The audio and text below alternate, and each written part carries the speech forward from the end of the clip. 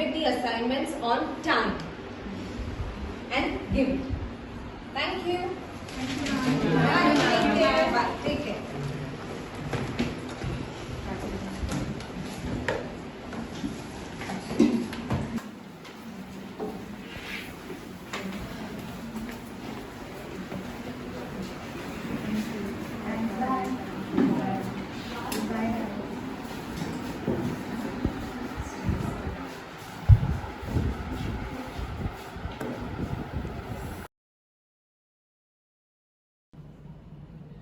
Bro, this is so difficult, yaar.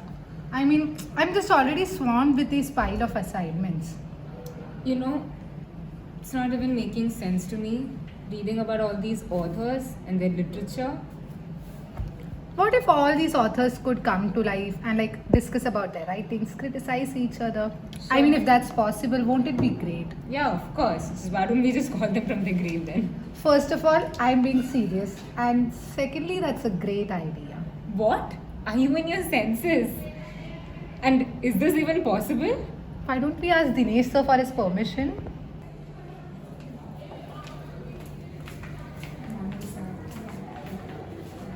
We are doing an assignment and we would like to call the authors back from their grave so that they could discuss about their writings and literature. So is that allowed? Yeah, please go ahead.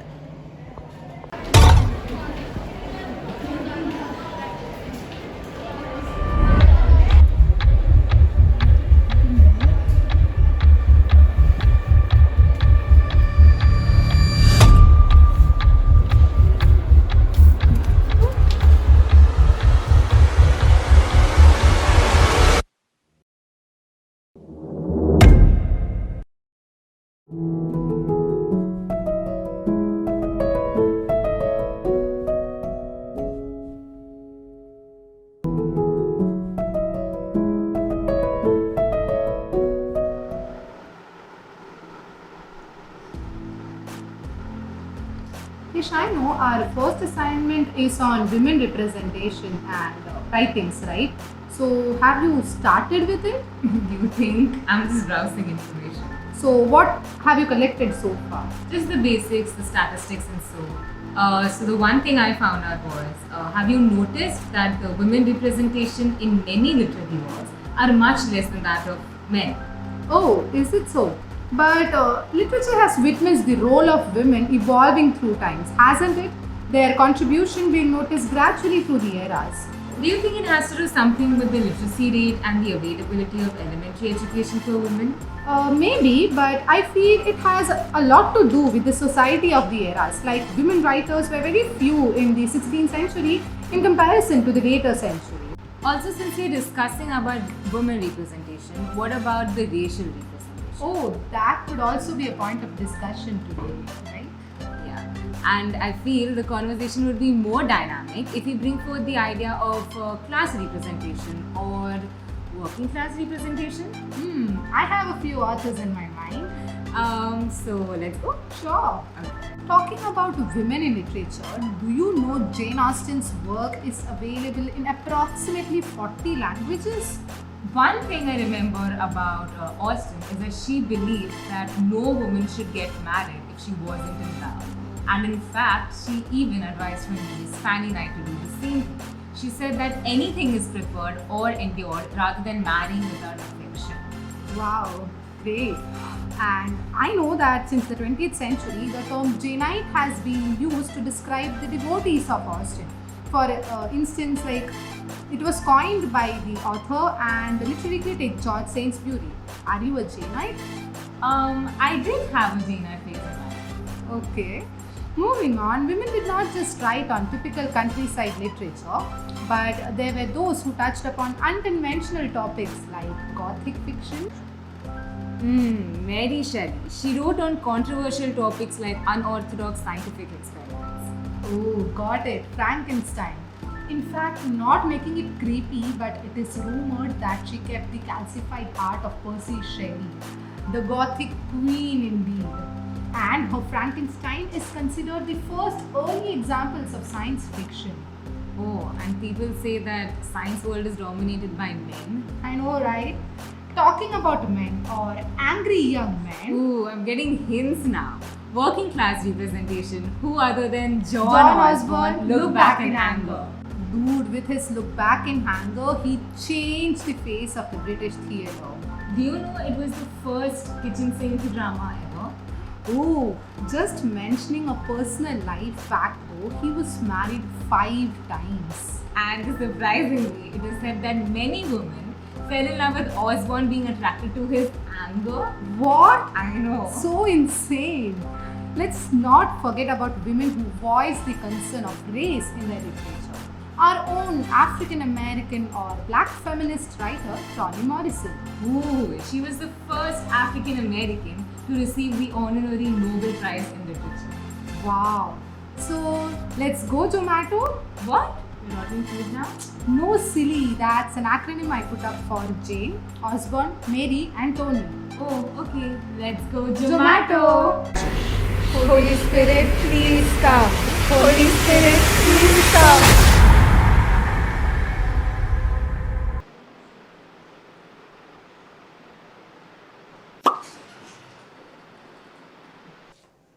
Goodness gracious, I am young again.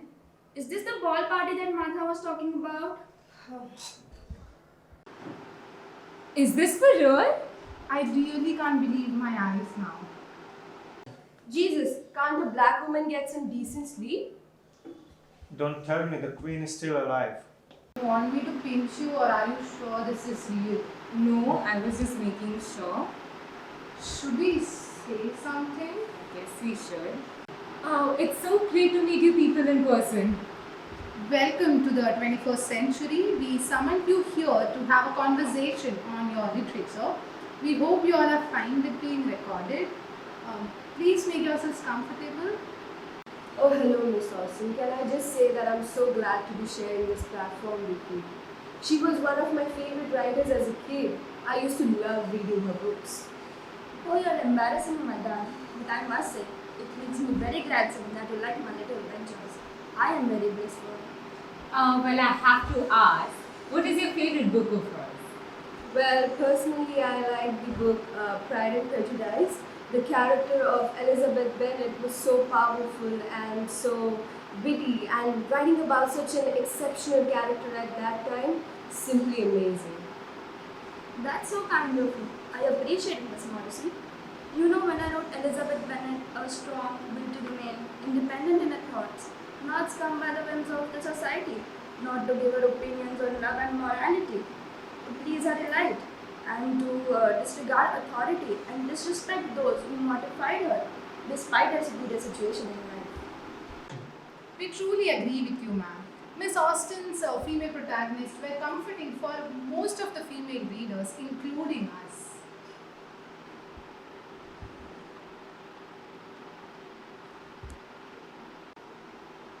Sir, I hope you're not experiencing any discomfort. I still remember when I was just a teeny tiny dewdrop. Oh, the springtime of my life. I used to run around the garden, always got fondled about stories, books, gossips, and oh, what a joy it was. Action. Am I bothering you with all my chatter? Oh, not at all, my lady. Please bless us with your deep knowledge of household crockery and delicate tea sets, and especially those magnificent ball parties and the gossipy luncheons. You know, it's very fascinating to know how such a wealthy woman like you lived back then. A real eye-opener. Typical of the angry young reaction. Can we just aggravate the already messed up situation? I got you. So it would be great if you all could give your views on this image. We just found that there was some controversy about its authorship. I wrote that novel. Is it true that you haven't written this novel? No, wait, what? I had written it. I can assure you of that. I did not get the consent when they were publishing it. Well, I must say, it's a very interesting novel. Well, that was quite interesting. Taking it further, now we will show you a few images of your favorite contemporaries. And we would love to know your views and opinions about them. So let's go. So the first author is Oh, I know that guy. He's George Bernard Shaw. I can tell you one thing, that dimwit writes like a Pakistani who has learned English when he was 12 to become an accountant. Oh, that's interesting to know, I guess. So the next author is P.B. Shelley. Oh, Mr. Shelly, oh my love, my heart. I wish you would have brought him on this table. But well, We wish he was here too, ma'am. So the next author is Charles Dickens. Not that racist shit again. Okay, so the next author is Maya Angelou. My dearest. That's so sweet. So the next author is Oliver Goldsmith. Not him again. Okay, so Sir Walter Scott. Sir Walter Scott has no business to write novels, especially the good ones. So the next author is Alice Walker. Magnificent writer. Indeed. Wow, so the next author is Mary Wollstonecraft. my mom, my birth giver. Okay, so the next author is Karl Marx. Oh, bollocks! I hate that oddball. Well, that was an engaging set of reactions, most of which we definitely did not expect. Yeah. Moving on to the next game, we will be asking a few questions to you all and we would love to gather your opinions on it. So you can choose among yourselves who is the best. Okay. So which author ideally represented their society in their writings? Well, I personally think Toni and my writings ideally represented the society. I will go as far as to say that my plays are not about society, but they are society themselves. And as far as I'm concerned, Toni's writings are remarkable. I have read some of them and I can assure you they are very truthful, liberating and very, very strong. Oh, thank you, Mr. Osborne. Now, the next question is, based on their writing, which author do you feel was the most independent? I feel that I am the most independent writer because I have been representing now that we call feminism in my writings. My characters have been more liberating, free from all the social concerns of that time. I feel I am the most independent writer on the stage. Okay. So the next question is, which author do you feel represented women in their writings, giving them enough space in their plot? Well, I personally feel that Miss Austen did a great job with representing women in her novel. Her novel had women as the lead, and she gave them the space they require as a character to flow and grow vividly. So yeah, she did an amazing job with that. Thank you, Ms. Morrison. So, according to you, who will be your author of preference based on their genre? Well, I say Miss Mary. She's very unique, you know. Thank you, Ms. Morrison. Sweet, I guess. So, for a literature student, studying whose work amongst you all is unavoidable according to you? As I said before, I am the most liberating writer here. When it comes to penning down the stories, I think you guys in this 40th century will love to read my novels. Miss Morrison also loved my genre. Oh, hello. I am the Jane Austen. All female writers look up to me.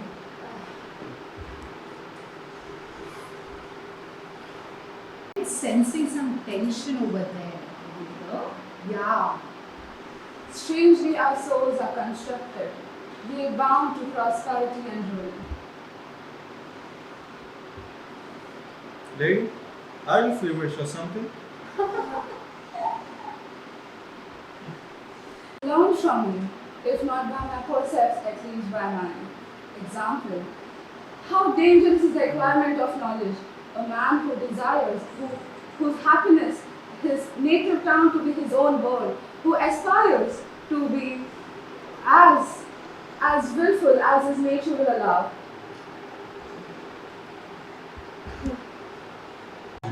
If our impulses were confined, desire, hunger is all we crave. It would be really nice, Mr. Osborne, if you could say a word right now. Very good, lady. You must know, we are all prisoners of our own desires, see? We pick our own poisons. Money, lust, fame, power, woman, you name it. All leading us down to our own miseries. I was benevolent and good. Misery made me fine. Make me happy and I'll be virtuous again. Make me happy? What am I, your lover boy? I'm lonely. Someone as ugly as I am could love me. Go ahead, love yourself. I falsely hope to meet the beings who pardon my outfit for me. You're not ugly as you think you are. You're just an average looking broad. I pardon your outward form, lady. Now, what is this all about? We are fashion creatures, but half-made. Love and affection is all we crave. What can stop this determined heart and dissolve this way? Mr. Osborne? Well, let your wounds bleed on paper. It works. I can commit my thoughts to paper. It is true, but the medium of it's a very poor medium. I can't communicate my feelings, my expressions, my desires. I need a man who could sympathize with me, who could look into my eyes and reply to my eyes. Well, sorry to burst your bubble, lady. Writers don't need love, they need money. Oh wow! Now we have Mr. Osborne quoting himself. Intimidating? Those who complain are pitied.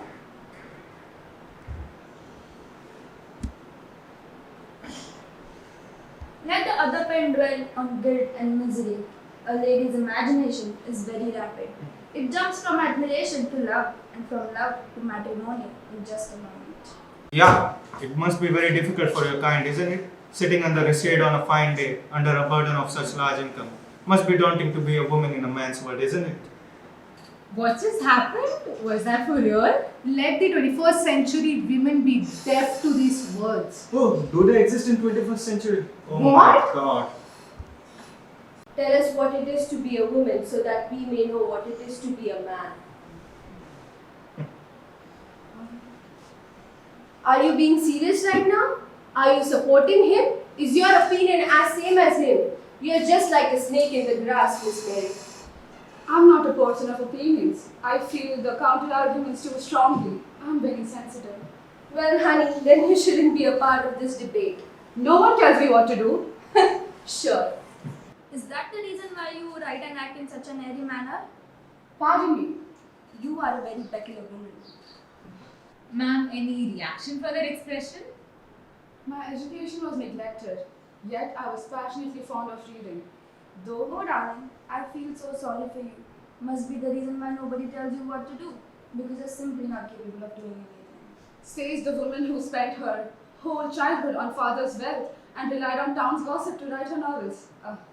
Oh, you blocky hayback. Such behavior of yours is the reason why you're such a lonely woman. All you give to others is pain. Language and decorum? No man chooses evil for evil. He only mistakes it for happiness. This good he seeks. If pain can purify my heart, mine would be pure. A nymph of woods, as you were. A refined sort of butcher a woman is. Solitude was my only consolation. Dark, death like solitude. I have heard about you and your misadventures at graveyard. We never do what we wish to do we? Mrs. Shelly, would you like to elaborate on this? We have given the power in the worst extremity. Oh, the only power you should be given is to keep your mouth shut. Oh my god. Ladies, would you be saying something? Hey, mister, mind your goddamn tongue, okay? What authority do you have to talk to me like this? A man has been doing whatever since centuries, right? A woman can do right now. Toni can be the alpha. Jane can enjoy her luxury. I can enjoy my freedom. Oh yeah. One writes about monsters and other writes about tea party while the world gets plagued by poverty and discrimination. Ooh, burn! Well, someone so controversial as yourself shouldn't be speaking on the lives of others. Well, I hope you won't make the mistake of thinking for a moment that I am a gentleman. You. Neither we are blind nor deaf, sir. Well, go on, but don't think you can kill my confidence. I have had experts doing it for years. And since you are talking about the controversies, do you know the woman you cherish so much has a history of owning a slave plantation? A slave plantation, you say? What? Yeah. Are we all spellbound or is it just me? Oh, believe me, it's not just you. I know exactly what you're trying to do by doing such a wild act, but I won't let it happen. You said Miss Austen's family owned it. Doesn't necessarily mean she did. But I'd be lying if I say I wasn't disappointed. Don't you have to say something about this? Ma'am, was that ever mentioned in any of your works? I cannot fix on the hour or the spot or the words or the looks which laid the foundation. It was too long ago. I was in the middle before I knew I had begun. Is that all? After everything he said, this is all you can say. Satan has his companions, fellow devils, to encourage him, to admire him. Say something! Don't talk to me in riddles. Well, give me back my Ouch. cigarettes. What a waste. This woman. What just happened? Well, that was eventful. Indeed dramatic. Of course, something we were expecting.